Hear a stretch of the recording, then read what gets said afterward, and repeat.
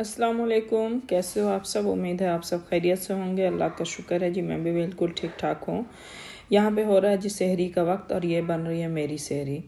हम लोग जितने बंदे हैं यहाँ पे ना सब तरह की सहरी खाते हैं। तो मैं यूजुअली यही खाती हूँ। ये बेसन का चीला बन रहा है और मैं यही लूँगी सहरी में।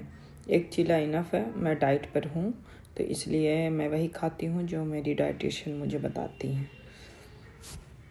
मैंने कोई समोसे पकौड़े अभी तक खाए नहीं हैं, बनाए हैं माशाल्लाह सबके लिए, लेकिन खाए बिल्कुल भी नहीं हैं। तो यहाँ पे देखिए मेरा गर्मा गर्म चीला तैयार हो गया है। मैं इसी को बहुत तारीफ़ कर कर के खा लेती हूँ, क्योंकि क्या करूँ, आखिर अच्छा खाना अच्छा ही लगता है। ये सब खाना वैसा ही लगता है जैसा लगना चाहिए। यहाँ पे मेरे हस्बैंड के लिए बन रहा है जी शेक। मेरे मियाँ जी शेक ही पीते हैं, वो गर्मी का रोज़ा हो या सर्दी का, उनसे कुछ खाया पिया नहीं जाता तो वो शेक ही पीते हैं। यहाँ पे ऑल ड्राई फ्रूट्स है, इसमें सब कुछ है, काजू किशमिश तलमखाना खजूर अंजीर अखरोट पोस्ते का दाना नारियल सब कुछ है इसमें। और कोई ऊपर से चीनी वगैरह नहीं मिलाती, मैं दूध में भिगो देती हूँ रात में और सहरी के टाइम पे इसे ग्राइंड कर दिया, रेडी हो जाता है। और तल मखाना ना मैं रात में नहीं डालती, इसको पीसने के टाइम पे डालती हूँ। तल मखाना रात में अगर भिगो देती हूँ ना, वो अजीब सी महक हो जाती है। और जब गर्मी का टाइम था तो मैं इसे फ्रीज़ में रखा करती थी, सारा ड्राई फ्रूट्स दूध में डालकर और फ्रीज़ में रख देती थी। और चिल्ड ठंडा ठंडा गर्मी के टाइम पे अच्छा भी लगता था। और अब मौसम नॉर्मल है और इनको ज़्यादा ठंडा पचता भी नहीं है, तो इसलिए मैं नॉर्मली बाहर ही रखती हूँ और बस ग्राइंड किया और दे दिया। और वो ये सादी चाय पीते हैं, पहले लेमन टी पिया करते थे 2-4 दिन से, इसमें हल्की सी अजवाइन डालकर वो सादी चाय पीते हैं। ये है उनकी सहरी और वो थी हमारी सहरी। अब आई तीसरे बंदे की सहरी, इन्होंने खाना है जी पराठा रात में। ये लोग कभी पराठा खाती हैं, कभी रात की बची हुई बिरयानी खाती हैं। मस्त ये लोग नाश्ता करती हैं फुल, पराठा ऑमलेट या सब्ज़ी पराठा या गोश्त पराठा या फिर बची हुई ये क्या कहते हैं बिरयानी। क्योंकि ये लोग कहती है ना कि गर्मी का टाइम था जब तो खाया नहीं जाता था बिल्कुल, और अब ठीक लगता है। तो यहाँ पे इनका पराठा रेडी हो गया अच्छा सा और ये बनाएंगे जी ऑमलेट। वैसे अल्लाह का शुक्र है बहुत अच्छा मौसम है, बहुत अच्छी से सहरी अफ्तार हो जा रही है इस टाइम पे। पहले तो गर्मी में बस पानी पियो, भोर में भी पानी पिए जाओ, इफ्तार के टाइम पे भी पानी ही पिए जाओ, खाने का तो बस जी ही नहीं जाता था बिल्कुल। आप सब बताइए, आप सबकी सहरी कैसी चल रही है और इफ्तार कैसी चल रही है? खा रहे हैं आप सब या फिर गर्मी की तरह पानी ही पिए जा रहे हैं? वैसे तो अल्लाह का शुक्र है बहुत अच्छा मौसम है, लेकिन इससे ज़्यादा सर्दी होगी रोज़े में ना तो मुझे नहीं लगता बहुत मज़ा आने वाला, क्योंकि सहरी में उठने में बहुत मन नहीं करता। अगर एकदम जनवरी में आ गया ठंडा तो बड़ा मुश्किल होगी सहरी करना। ऐसा ही सोचेगा बंदा बिना सहरी किए रोज़ा रख ले। आप सब कमेंट में मुझे ज़रूर बताइएगा कि आप सबकी ईद की शॉपिंग हो गई क्या? हमारी तो अभी नहीं हुई है, जैसे होती है तो इंशाल्लाह आपके साथ भी शेयर करूँगी। और यहाँ पे बन गया है जी अंडा, ये भी रेडी हो गया है। और यहाँ पे सहरी इनकी फुल रेडी हो गई। आप लोग नोटिस कर रहे होंगे कि मेरा व्लॉग बहुत लेट आ रहा है आजकल, क्योंकि ना रमज़ान का महीना है और इबादत का महीना है। मैं चाहती हूँ कि ज़्यादातर टाइम मेरा इबादत में जाए, ना कि वीडियो करते हुए। बहुत टाइम लगता है वीडियो करने में, बहुत टाइम कंज्यूमिंग काम है ये। अब ये वक्त है जी सुबह का, ये सहरी का वक्त नहीं है, ये यहाँ पे सुबह के 10 बज रहे होंगे आई थिंक। तो यहाँ पे बच्चों के लिए बन रहे हैं पराठे। बच्चे ना पराठे और चाय साथ में बड़े शौक़ से खा लेते हैं। तो और या फिर वो लोग सादा दाल चावल खा लेते हैं। फिर तो काफ़ी दिनों से सादा दाल चावल बन रहा था उन लोगों के लिए, और अभी 4-5 दिन बाद उन लोगों के लिए पराठा बन रहा है नाश्ते में। तो यहाँ पे बच्चों के लिए पराठे रेडी हो रहे हैं।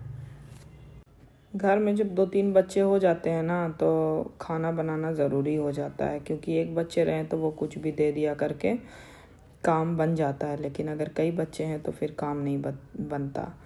तो 2 हमारी बेटियां हैं और एक इनकी बेटी है जो हमारे साथ रहती हैं। मेरी जो बेटियां वो लोग खाने पे तो जाती नहीं हैं, वो लोग खाती नहीं हैं कुछ वैसा।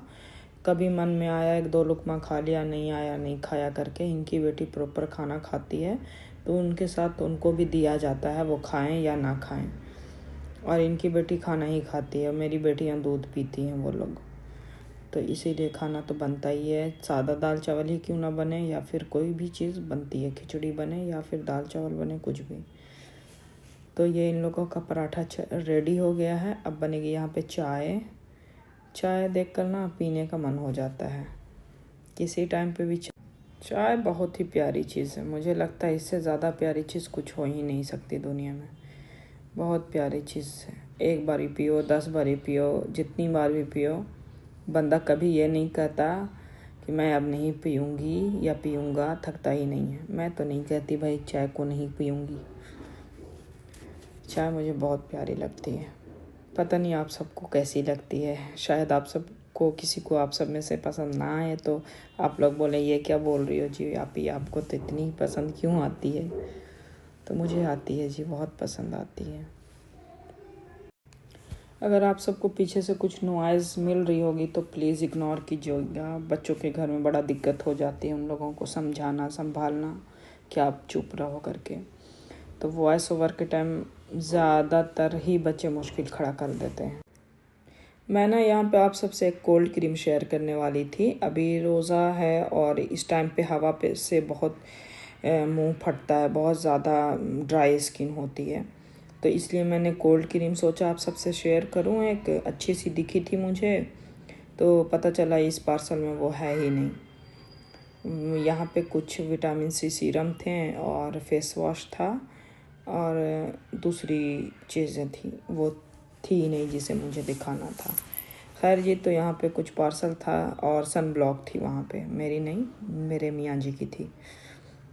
मैं घर पे रहती हूँ तो मैं सन ब्लॉक यूज़ नहीं करती हूँ, वैसे तो घर पे भी यूज़ करना चाहिए। अच्छी सन ब्लॉक सिर्फ धूप से ही काम नहीं करती, वो जो ब्लू लाइट होती है, जो चूल्हे की धाह होती है किचन में, वो सबसे भी प्रोटेक्ट करती है। और अननेसेसरी बे टाइम जो चेहरे पे झुर्रियाँ वगैरह आने लगती है उसे भी कम करती है। तो आप सब भी डेली रूटीन में रखा करें।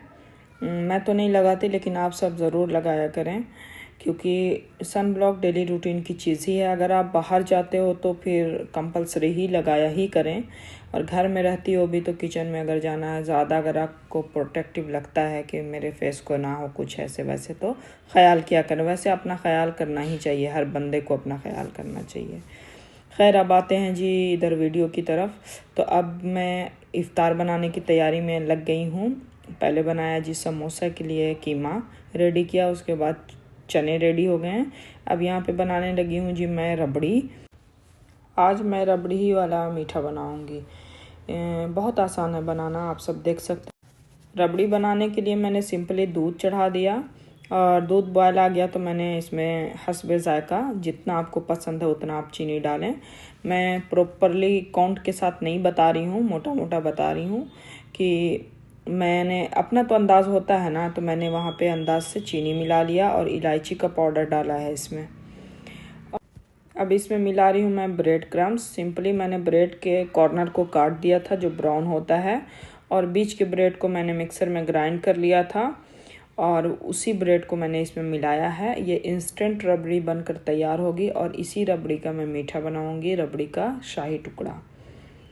और इसको थोड़ी देर पकाऊंगी यहाँ पे। और यहाँ पे अगर आपके पास ना कंडेंस मिल्क हो तो ज़रूर डालिएगा, बहुत अच्छा क्रीमी टेक्सचर भी आएगा और अच्छा फ्लेवर आएगा, अच्छा टेस्ट आएगा। आप ज़रूर डालिएगा अगर होगा आपके पास तो, अगर नहीं है तो कोई बात नहीं, ऑप्शनल है बिल्कुल। यहाँ पे इसको थोड़ी देर पकाइएगा ना तो खुद ब खुद ये गाढ़ा हो जाएगा। बट मैं यहाँ पे मिलाऊंगी इसमें थोड़ा सा कॉर्नफ्लोर की स्लरी। और ये जो साइड पे मैं चीनी और पानी रेडी कर रही हूँ ना, ये जो शाही टुकड़ा में पानी लगता है वो पानी मैं रेडी कर रही हूँ। पानी में सिंपली चीनी मिला दिया है और उसमें थोड़ा सा सैफ़रॉन का कलर, एसेंशियल के ये जो भी है वो मिला दिया मैंने। अब यहाँ पे मैं ना कस्टर्ड पाउडर घोल रही हूँ पानी में। अगर आपके पास दूध है ठंडा तो उसमें घोल लें, नहीं है अगर निकालना भूल गई हैं मेरी तरह तो पानी में मिला लें। लेकिन कभी भी कस्टर्ड कॉर्नफ्लोर गरम में नहीं डालते हैं, वो लम्स बन जाएंगे, वो मिलेंगे ही नहीं, घुलेंगे ही नहीं। तो इसलिए कभी भी इसको साइड से घोल कर ही डाला करें। तो आप इसमें इससे भी ज़्यादा डाल सकते हो अगर आपको पसंद है तो। हमारे यहाँ बहुत ज़्यादा पसंद नहीं किया जाता तो मैंने नहीं डाला, बहुत ज़्यादा, थोड़ा ही डाला है। अब मैं कस्टर्ड आइटम बनाती तो हूँ लेकिन बहुत कम यूज़ करती हूँ, बहुत थोड़ा यूज़ करती हूँ कि बहुत ज़्यादा फ्लेवर ना आए और बहुत ज़्यादा वो थिक नहीं लगे। बहुत लोगों को थिक थिक चीज़ें पसंद आती, हमारे यहाँ नहीं आती। तो मैं ज़्यादातर नेचुरल रखती हूँ और कस्टर्ड या कॉर्नफ्लोर थोड़ा डालती हूँ, कहीं पे अगर ज़रूरत हो ऐसी डिश बनानी पड़े तो यहाँ पे पानी भी रेडी हो रहा है और रबड़ी भी रेडी हो रही है। इसको थोड़ी देर और पकाऊंगी ना तो बस ये रेडी हो जाएगी। पानी बॉयल हो गया। ये चीनी पानी को कुछ वैसे पकाना नहीं है कि एक चाशनी आती है तो क्या तार बनता है, वो सब कुछ नहीं करना। बस बॉयल हो गया और थोड़ी देर और पक गया तो रेडी है। अब आप सब कहिएगा कि मेरे पास सैफ़रॉन एसेंशियल नहीं है, सैफ़रॉन का कलर नहीं है, तो कोई मसला नहीं, आप सिंपली पानी चीनी भी बॉयल कर सकते हो। मैंने थोड़ा सा अच्छा कलर लाने के लिए ऑरेंज कलर या फिर ऑरेंज फूड कलर आप मिला सकते हो, कोई मसला नहीं है। चीज़ें कुछ कम भी हो तब भी चीज़ें बन जाती है। अवॉइड कर लें थोड़ा सा, थोड़ा टेस्ट कम आएगा, लेकिन कोशिश किया करें चीज़ें नई नई भी बनाया करें और अच्छा खाया करें, खिलाया करें अपनों को। और यहाँ पे ब्रेड सेकाई हो रही है। मैंने जो सेका था वो ठीक था और इन लोगों को मैंने दिया सेकने के लिए, तो ये लोग तो जला ही नहीं पूरा। मैं डीप फ्राई नहीं करती हूँ, ब्रेड को बहुत ऑयल सोख लेता है और यहाँ पे इतना ऑयली खाने के लिए कोई भी रेडी नहीं होता और ये नुकसान भी है। तो मैं डीप फ्राई कभी भी नहीं करती हूँ, मैं पैन फ्राई, तवा फ्राई ऐसे ही रखती हूँ। घी में कर देती हूँ, सही रहता है, हेल्दी भी हो जाता है और फिर सही भी रहता है। तो फ्राई किए हुए ब्रेड को मैंने चीनी वाले पानी में भिगो दिया। देखिए ना, वीडियो ऊपर शूट ही नहीं हुई कि मैंने किस पानी में भिगोया करके। तो मैं बता रही हूँ आपको कि मैंने चीनी वाले पानी में ब्रेड को डाला और निकाल दिया। आप भी ज़्यादा देर मत रखिएगा, मैंने एक दो को थोड़ा सा रुक गई थी तो कुछ ज़्यादा ही एब्जॉर्ब हो गया तो सॉफ्ट हो गया था। आप डालिएगा और निकालिएगा, ब्रेड क्रिस्पी रहे तब ज़्यादा मज़ा आएगा, मेरी तरह सॉफ्ट मत कीजिएगा ब्रेड को। और फिर रबड़ी में लगाई और ऊपर से ब्रेड लगा दिया, बस रेडी है रबड़ी वाला शाही टुकड़ा। बहुत आसान है बनाना, आप सब भी ट्राई कीजिएगा, बहुत मज़े का भी बनता है। शाही टुकड़ा दूध वाला तो हम लोग हमेशा ही बनाते हैं, ये रबड़ी वाला भी आप सब बनाइएगा। बहुत ज़्यादा दूध भी नहीं लगता इसमें क्योंकि ब्रेड क्रम्स से ना रबड़ी तैयार होती है। और फिर कॉर्नफ्लोर हो तो वो डालिएगा, कस्टर्ड हो वो डालिएगा, कुछ भी थिक होने के लिए डाल दीजिएगा। और यहाँ पे समोसे रेडी हो गए हैं। मैं एग्जैक्ट रेसिपी तो नेक्स्ट व्लॉग में बताई थी मैंने, और अब यहाँ पे मैं क्या क्या बना रही हूँ ये बता रही हूँ, कैसे बना रही हूँ ये नहीं बता रही हूँ, रबड़ी का सिर्फ मैंने बता दिया। और ये समोसे फ्राई हो रहे हैं यहाँ पे। मैंने नेक्स्ट टाइम भी कहा था ना कि हमारे रोज़े जैसे फ़र्ज हैं वैसे चने, समोसे और पकौड़े, फ्रूट चाट, ये 4 चीज़ें भी साथ में फ़र्ज़ हैं हमारे। ये ना हो तो रोज़ा ही नहीं गुज़रता और ना किसी का गुज़रेगा। आई थिंक, मुझे जहाँ तक लगता है, पता नहीं वो कौन लोग होंगे जिन्होंने समोसे पकौड़े बग़ैर रोज़ा रखा होगा। मुझे तो नहीं लगता कि इस दुनिया पे कोई होंगे, कहीं के भी होंगे। खैर, आप सब बताइएगा जी, आप लोगों का क्या मेन्यू है आज के इफ़्तार का, और आप लोगों ने क्या खाया, क्या पकाया, क्या बनाया, क्या नया ट्राई किया। तो आप लोग कमेंट नहीं करते हो तो प्लीज़ मुझे भी बताइएगा, मैं भी आप सबके मशवरे से कुछ और बनाऊंगी, इंशाल्लाह आपसे शेयर भी करूंगी। तो यहाँ पे बहुत अच्छे से समोसे रेडी हो गए हैं। मैंने तो नहीं खाना था जी, लेकिन मन करता है मेरा भी, कभी कभी तो बहुत शदीद मन करता है खा लेने का, लेकिन नहीं खाती मैं। और हमेशा मैं रमज़ान में ख़ासकर ज़्यादातर डाइट पे आ जाती हूँ। बड़े किस्मत वाले हैं वो लोग जो माशाल्लाह सब कुछ खाते हैं और वेट भी मेंटेन रहता है उनका। समोसे के बाद मैंने यहाँ पे डोनेट फ्राई कर लिया। इसको नेक्स्ट टाइम बनाकर मैंने फ्रीज़ किया हुआ था, ये आज मैंने नहीं बनाया है, फ्रीज़ से निकाला, थोड़ी देर के बाद इसको मैंने फ्राई कर लिया और बस रेडी है ये। 2-3 फ्राई हो जाते हैं, बाकी फ्रूट चना ये वो हो जाता है। किसी किसी दिन बहुत लोचे के साथ बनती है इफ़्तार, बहुत चीज़ें बन जाती है, और किसी किसी दिन नॉर्मली 2-3 चीज़ें काफ़ी हो जाती है। यहाँ पे प्याज के पकौड़े फ्राई हो रहे हैं, और प्याज के पकौड़े, चिकन के पकौड़े या फिर अंडे पकौड़े, डेली कोई ना कोई पकौड़े तो रहते ही हैं, वैरायटी ऑफ पकौड़े। खैर, हम लोगों का तो यही चलता रहेगा 30 दिन, 29 दिन या फिर 30 दिन, जो भी बोलिए, उतना दिन तक तो कंटिन्यू यही सारी चीज़ें बनती रहेगी। और बीच में अगर बंदा एक दिन बोल देना कि ये खाने का मन हो रहा, वो खाने का मन हो रहा है, तो बिल्कुल बनाने का दिल नहीं होता। लेकिन रमज़ान में कुदरती बरकत भी होती है और कुदरती काम भी हो जाता है, क्योंकि इतना लोचे पोचे के साथ डेली का मेहमानदारी बनाना खाना, नॉर्मली खाना थोड़ी बनता है। खाना भी वैसे ही बनता है, इफ़्तार भी वैसी ही बनती है। जिसके यहाँ और ज़्यादा फैमिली बड़ी होगी और ज़्यादा तुल होता होगा और लंबा टाइम लगता होगा बनने में, लेकिन सबके यहाँ अल्लाह का शुक्र है अल्हम्दुलिल्लाह सबके यहाँ दस्तरखान सजता है रमज़ान में। अल्लाह सब लोगों को बरकत दे और उसके सदक़े हमें भी दे, आमीन। अब चलते हैं जी फ्रूट चाट की तरफ। फ्राई का काम हो गया और आज के फ्रूट चाट में मैंने मिलाया है काला नमक और चाट मसाला और जलजीरा पाउडर, बस ये 3 चीज़ मिलाया है। इमली की चटनी वगैरह नहीं मिलाई। और अगर आपका फ्रूट कम मीठा होगा या उसमें केला कम होगा तो आप थोड़ी चीनी मिला लिया करें, वैसे अवॉइड करने की कोशिश किया करें। ज़्यादा मीठा खाना नहीं चाहिए, फ्रूट्स अपने आप में ही काफ़ी मीठा होता है, लेकिन यहाँ पे बंदों को आदत हो गई है ना, तो थोड़ा डालना पड़ता है। कभी कभी स्किप कर देती हूँ, कभी कभी तो डालना ही पड़ता है। ये है जी हमारे इफ़्तार की फ़ाइनल लुक और ये था मेरा छोटा सा व्लॉग। अगर पसंद आए तो लाइक कीजिएगा और अपना बहुत सारा ख्याल रखिएगा। मुझे भी दुआओं में याद रखिएगा। तब तक के लिए अल्लाह हाफिज़।